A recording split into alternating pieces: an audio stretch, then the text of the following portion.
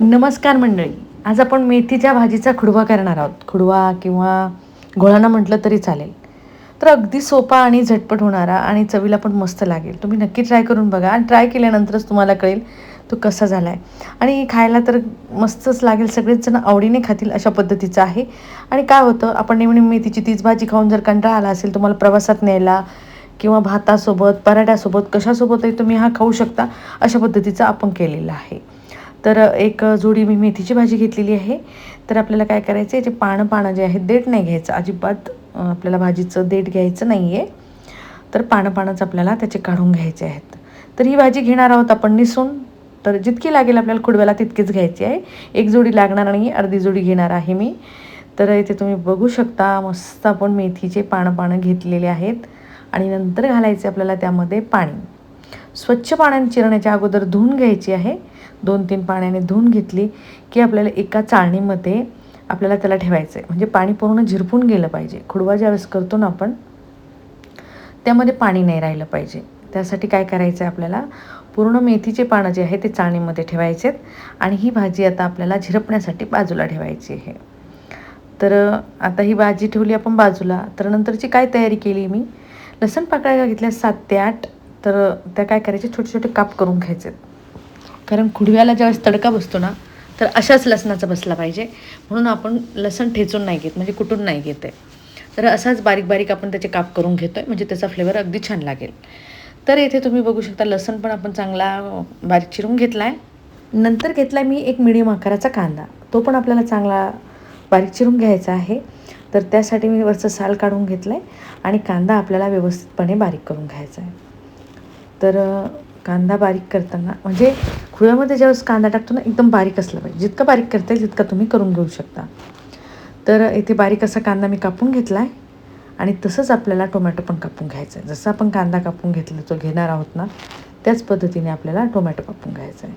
तर हे घ्यायचं एका वाटीमध्ये काढून, ते घेतलं मी एका वाटीमध्ये काढून. नंतर घ्यायचं आहे आपल्याला एक टोमॅटोसुद्धा आपल्याला तशाच पद्धतीने कापायचा आहे. म्हणजे बारीकच कापायचं आहे. जितका बारीक कापला जाईल तितका व्यवस्थित तुम्हाला खुडव्यामध्ये खायला चांगला लागेल. तर मस्त कापून घेते मी बारीक. थोडंसं जास्त पाणी आहे टमाट्यामध्ये, तर थोडंसं ग्रेव्ही निघते. तर आपल्याला बारीक त्याच्या फोडी करून घ्यायच्या आहे. म्हणजे टोमॅटो आपल्याला बारीक करून घ्यायचं आहे. तर इथे आपलं झालं आहे टोमॅटो बारीक करून. ते सुद्धा आपल्याला एका बाउलमध्ये काढून घ्यायचं आहे. म्हणजे काय होईल, खुडव्या करायला सोपा जाईल आपल्याला. तर आपण पाणी काढायला जी मेथीची भाजी ठेवली ती घ्यायची आहे. आणि तीसुद्धा आपल्याला आबडधोबड चिरून घ्यायची. जास्त बारीक नाही चिरायची आहे, आबडधोबड चिरायची. म्हणजे काय होईल, थोडंसं खुडवा ज्यावेळेस एकसारखा दिसेल ना, तर छान वाटेल. तर इथे आबडधोबड आपली कापून झाली आहे. जास्त बारीक पण नाही केली मी. तर ही झाली आपली भाजी रेडी. तर ही कापलेली भाजी आता काय करायचं आहे, एका बाउलमध्ये आपल्याला काढून घ्यायची आहे. म्हणजे पूर्ण साहित्य आपल्याला एका बाउलमध्ये काढून घ्यायचं आहे. तर आता करायची आहे खुडव्याची तयारी. तर इथे मी घेतला आहे बाउलमध्ये टाकायची अगोदर मेथीची भाजी टाकून झाली की लगेच घालायचं आहे त्यामध्ये बारीक चिरलेला टोमॅटो टाकून झाला की लगेच टाकायचं आहे आपल्याला बारीक चिरलेला कांदा. तो पण घालायचा आहे. तुम्ही म्हणाल कच्चंच घातले, पण खरंच खूप छान लागतं आहे. मिक्स करून घ्यायचं आहे एकदा. मेथीची भाजी थोडीशी कांदा आणि टोमॅटोमध्ये व्यवस्थित मिक्स करून घेतली की लगेच आपल्याला करायची पुढची तयारी. शेंगदाण्याचा जाडसर असा दाण्यासारखा खलबत्त्यात कुटून घेतला आहे मी. शेंगदाणे भाजून घ्यायचे आहेत आणि आबडधोबड कुटून त्याची सालं काढून घ्यायचं आहे. तर शेंगदाण्याचा कूट टाकला आहे मी 1 चमचा. त्याने छान क्रंचीपणा येतो. खुडव्याला जो शेंगदाणे घातले ना, तो छान येतो. तर इथे आपण सगळे मिक्स करून झाल्यानंतर आपलं फ्राय पॅन घेतलं, म्हणजे आपल्याला तेलाचा तडका द्यायचा आहे. त्यासाठी कढई घेतली छोटी. त्यामध्ये काय करायचं आहे, आपल्याला तेल घालायचं आहे चांगलं 1 चमचा. त्यामध्ये घालायचं आहे अर्धा चमचा जिरं आणि अर्धा चमचा मोहरी आणि जिरं चांगलं तडतडलं की त्यामध्ये आपण जो लसूण बारीक चिरून घेतलेला आहे तो घालायचा आहे. गॅस इथे मी आता बंद केला आहे, कारण तेलाचं टेम्परेचर ऑलरेडी चांगलं तापलेलं आहे. लसूण जळाला नाही पाहिजे, त्या पद्धतीने आपल्याला गॅस बंद करून घ्यायचा आहे. तर इथे चांगला लसूण तळून झाला आहे. आता आपल्याला काय करायचं, त्यामध्ये घालायची लसणाची चटणी. तर मी चांगली 1 चमचा लसणाची चटणी घातलेली. थोडीशी लाल मिरच पावडर रंगासाठी घालायची आणि थोडीशी हळद घालायची आहे. हे छान तळून झालं की त्यावर घालायचा आपल्याला छान तडका, खमंग फोडणीचा तडका. हा तडका खरंच खूप छान लागेल. तुमच्याकडे लसणाची चटणी नसेल तर तुम्ही नॉर्मल चटणीसुद्धा त्यामध्ये घालू शकता. असं काही नाही की लसणाची चटणी असली पाहिजे, असं काही नाही, पण ते छान लागतो. तर हा तडका आपण कढईमध्ये पण छान मिक्स करून घेतो आहे आणि मस्त आपला खुडवा इथे रेडी झालेला आहे. पण अजून आता मीठ घालायचं आहे, थोडंसं लिंबू घालायचं आहे त्यामध्ये.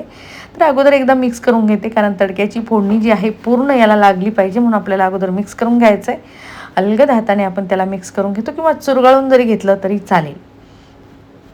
पण बघल्या क्षणीच तोंडाला पाणी सुटेल असा खुडवा लागतो. ह्या अगदी सोपा आहे करायला, झटपट होणार आहे, खूप काही साहित्य लागत नाही, पण चवीला खूप भन्नाट आहे.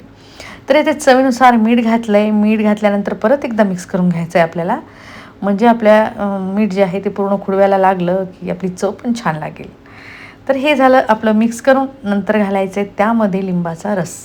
तर लिंबाचा रस जास्त नाही घालायचा आहे, अर्ध लिंबू घ्यायचं आहे. एवढ्या आपण एक अर्ध्या जोडीला घेतलं आहे, थोडंसं लिंबाचा अर्ध्या चमच्याला कमी लिंबाचा रस घालायचा आहे आणि चांगला मिक्स करून घ्यायचा आहे.